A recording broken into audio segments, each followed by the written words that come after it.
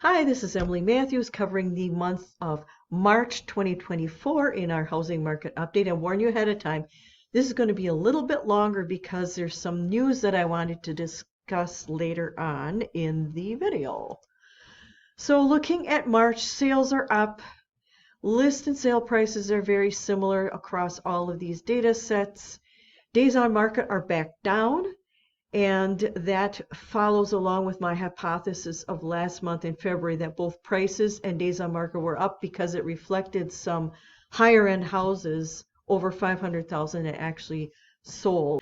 So you can see here the current listings 287, over half of them have offers. Over 500, almost half actually have offers. So even those expensive houses are selling and their days on market is down. And again, over half of the houses under 500,000 have offers already.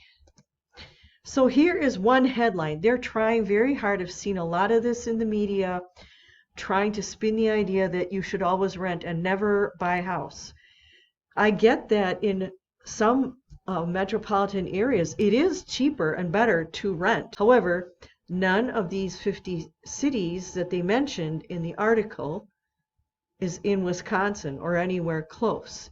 Now this here, middle column here, is the top cities where they're talking about renting being cheaper than buying. None of them in Wisconsin. I put a picture here. It's a screenshot of a guy who made a video trying to make the case that it's a bad idea to buy a home instead of renting. He gave the example of someone who bought a house for $750,000 10 years ago and sold it for $1,450,000 and said that all he really made was $40,000 because you have to subtract the interest he paid to the bank. Now on face value, let's assume that that's correct.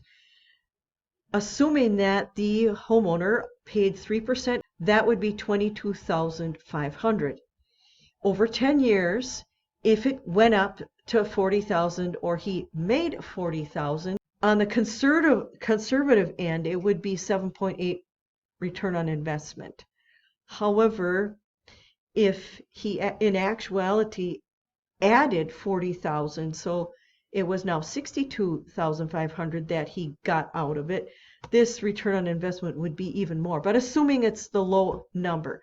Now, the best CD I could find gave a 5% return on investment.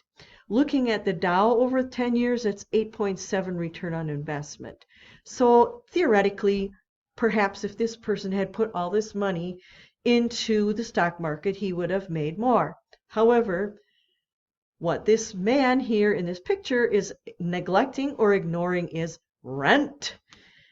If this guy that bought this house for $750,000 was living rent-free in his parents' basement, then yeah, he lost the interest he paid to the bank.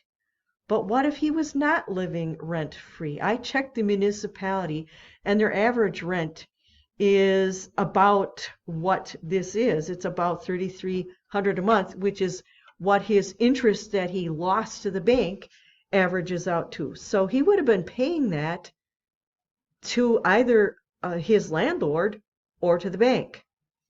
Now, assuming that the rent started out low and then it went up to like $3,500 as an average, that you still get my point. Plus, that is not the average rent that I've seen now. There's some that are even as much as $4,250. So once you take all the rent that he would have been paying and subtract it from the interest he lost, it's probably pretty close to a wash. So that means that yes, he did do quite well in that real estate scenario. So here's a pictorial that illustrates what I was just talking about. You are always going to be paying rent. It's either going to be to a bank in the form of paying your own mortgage, or you're going to be paying rent to a landlord who's using it to pay his mortgage. And if you have your own home, eventually your rent will go away when you pay it off. And that's it for now. This is Emily Matthews here to help you with all your real estate needs. Don't forget to subscribe. It's the little icon with my head on it. Have a wonderful day.